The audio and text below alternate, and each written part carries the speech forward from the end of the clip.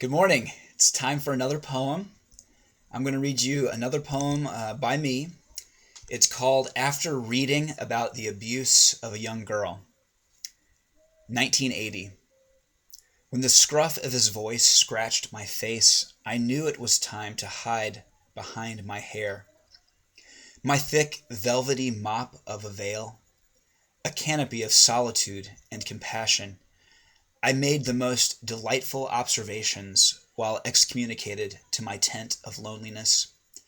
In the evening, light will hold a single strand and make it transfigure. The slightest friction will charge a long, wandering piece of hair and suspend its usual animation.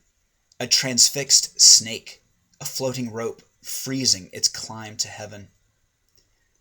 Then his hand, vice grip of my skull, each finger a father holding on to as much of me as possible, driving me down towards the dog's bowl. And I ate the food on all fours.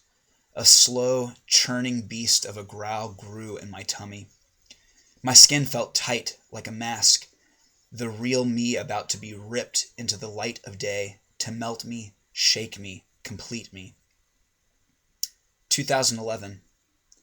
When the scruff of his voice pressed into the palate of her cheek, and she felt the hard hammered fingers sink into the worn field of her back, not gripping but sinking, as if they had finally given up, she wanted to tell him that it would be okay, that when she had blue hair and chains and rings, and men were holding her together for all those years, and the straitjacket too, that she had finally shrunk him down, smaller than a shoe.